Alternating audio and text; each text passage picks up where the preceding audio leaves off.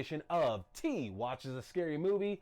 I'm T, and of course, we're talking scary movies. I appreciate you tuning in. Remember, new full episodes of the show go up every Wednesday night at 8 p.m. Mountain Standard Time to all your favorite podcasting platforms. For the audio version, just search TWASM or T Watches a Scary Movie. And if you're looking at this, you can find the video versions at 8:30 p.m. Mountain Standard Time every Wednesday night at the YouTube page, which is youtube.com/C/Theron Reynolds Scary Movie. Again, that's youtube.com/C/Theron Reynolds Scary Movie. As well, if you go to the link tree, which is linktr.ee.com/T Scary Movie, that'll also give you the links there to both the YouTube page, some of the audio pages there to get the audio version of the show, as well as my letterbox where you can actually get all my written reviews that I put up for the movies that I watch, and the link to the TikTok. Yes. I have added my TikTok finally. I got into it. Try to resist as much as humanly possible, but didn't work out. So yeah, folks, I'm on TikTok now, so you can find it there. So what are we here to talk about today? We are here to talk about the latest episode of The Last of Us, episode 6 of season 1. This is Ken. Now, if you recall, at the end of the previous episode, Ellie and Joel were continuing on their trek to go and hopefully find Tommy in Wyoming. They had met up with brothers Henry and Sam. Didn't end too well for those set of brothers. You can find all the information out about that previous episode just if you look in our previous videos, which will be linked to this one as well. But we catch up 3 months later here with Ellie and Joel attempting to track down Joel's brother Tommy in Wyoming. And I know it's probably jarring for a lot of people to go 3 months later. I know that I was watching the show with my wife, and she definitely was like, "Oh," when we watched it. And it's like, yeah, I mean, it's not the normal world anymore. Like, yeah, there's cars out there, and some people have them. Some people still have gas, but for the most part, folks are traveling on foot or by horseback, and so it's going to take a while to get where you need to go. And they're only in Kansas City, and they're walking by foot. So 3 months later, they are finally getting to the outskirts of Wyoming. So we got a chance to finally check back in with Tommy as Ellie and Joel. They finally get a chance to get to where Tommy is holed up at. And at first, they're worried because they get accosted or greeted by the welcoming committee here for Jackson.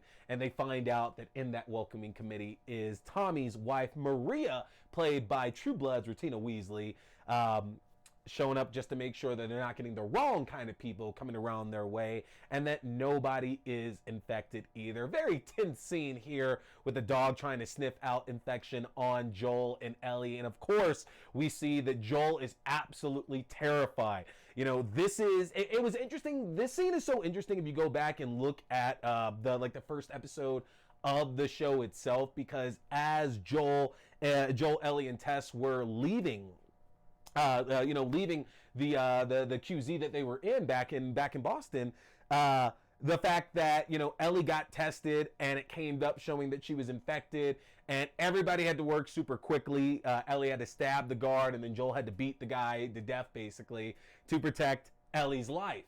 And at the time, like, everybody was willing to make a move. And we see in this episode here that Joel is just frozen. He's frozen and doesn't know what to do because he's absolutely terrified that this dog is going to find something on Ellie and something terrible is going to happen. But needless to say, nothing is discovered, and Joel and Ellie are brought into Jackson, where Tommy and Joel are finally reunited. And while there's some joy up front there that the two get a chance to see each other after years of not seeing each other at all, we soon find out that everything is far from perfect between these two brothers. There's been a lot of talk about the things that Joel and Tommy did after the outbreak occurred, leading up to where the series started, and we know they've done some terrible, terrible things. Hence why in the very first episode, when we see what's happened, the life Joel was living with Tommy back then, and then we have to kind of assume everything that's going on in the past 20 years. We know for a fact that they've done some terrible things, and Joel even goes about to confirm it. And the fact that both brothers are confronted with this, and you're assuming that they don't have to talk about that a lot in the respective communities that they've been in. You know, Tommy's told all of this to Maria at this point, and Joel, you know, has worked with Tess doing a number of these things, but there's a lot of being able to sidestep, like, not responsibility but accountability, I guess, for what they've done in their past. So the fact that both brothers have to confront each other with it, and there's a bit of a conversation there about resentment of each other for the things they've had to do to get by. And it's a great scene because we're getting to see more and more of that emotion from Joel, because we know that he's been mostly closed off with Ellie on this journey, and he's slowly been opening up as they've gone through these number of experiences together. But then there's a crucial point to where Joel just breaks down and tells Tommy his honest to God worry about Ellie being with him, because, you know, he probably feels somewhat responsible for what happened to Tess. He still feels somewhat responsible for what happened to his daughter, and he's carrying that on his shoulder. And that's not to say how many countless others in the last 20 years that he's probably carrying on his shoulders as well too. And he's realizing how much he does actually care about Ellie's safety, and about not just about saving the world, because that's probably so far from his mind, but just about this little girl who has been in his care that he's been responsible for, and he doesn't want to let her down. He doesn't want to be the cause of this terrible thing that could happen to her. And it's an amazing scene. Pedro Pascal is just so good in this scene, displaying just this hurt to Tommy and everything that he's been carrying with him for 20 years at this point.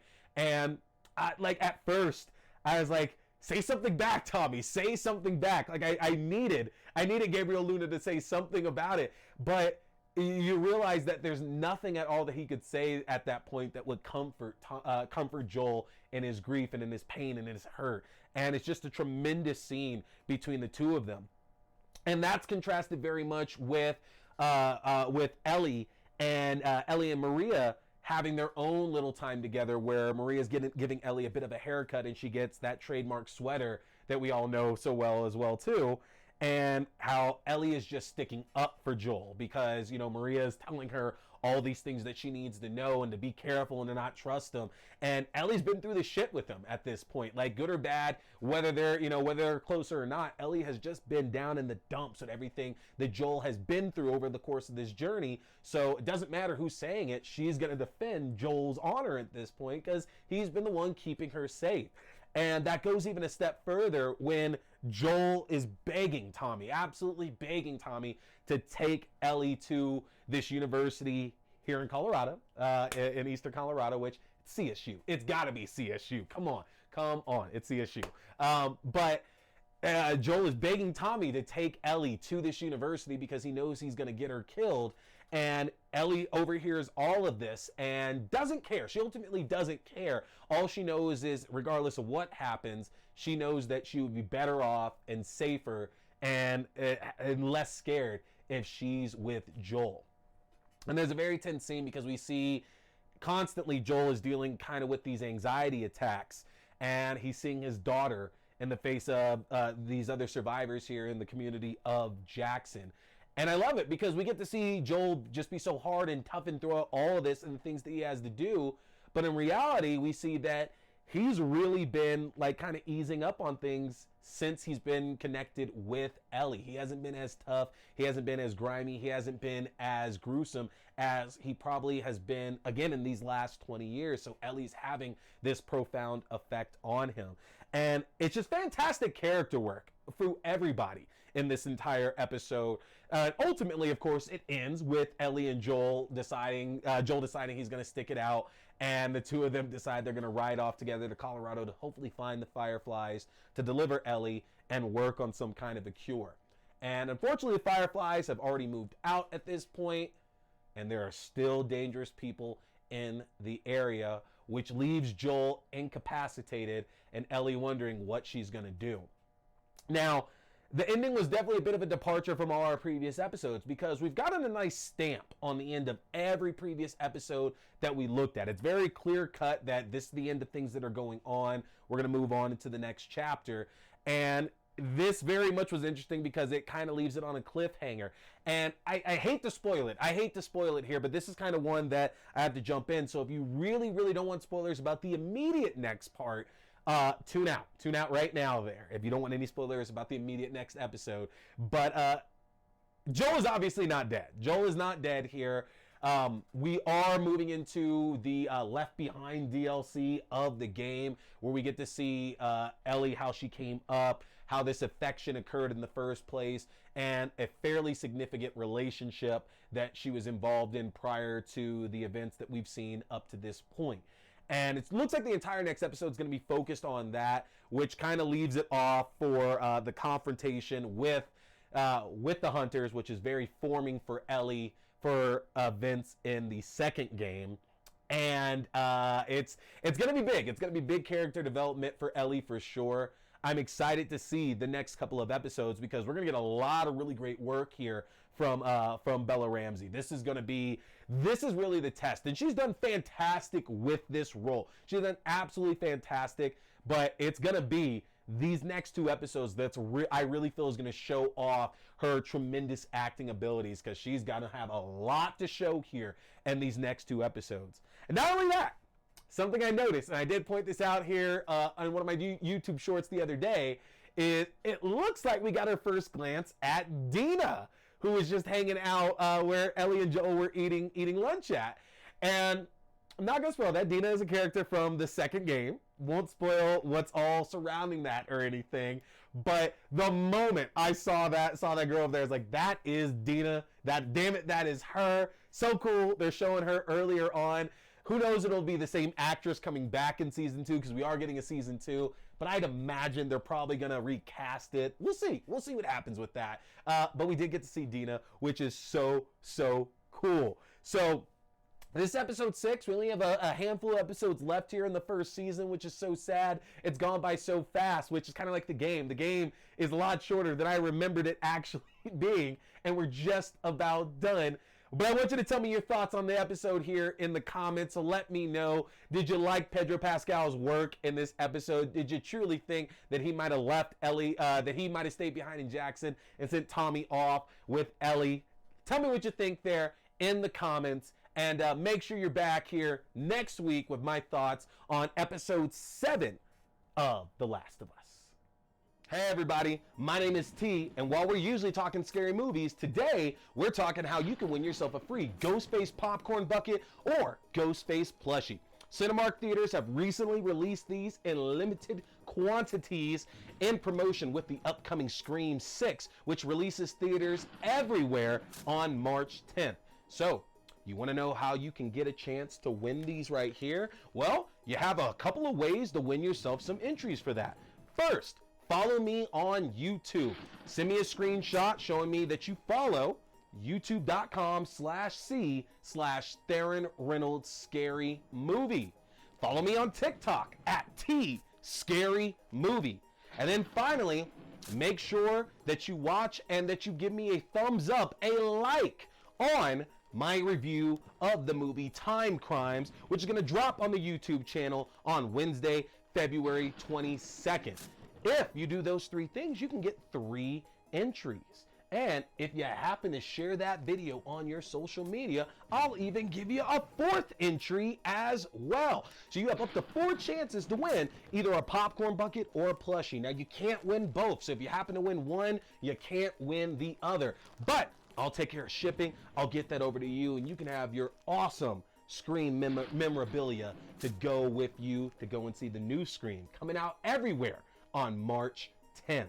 I'm T. We've been talking giveaways. Stay scared.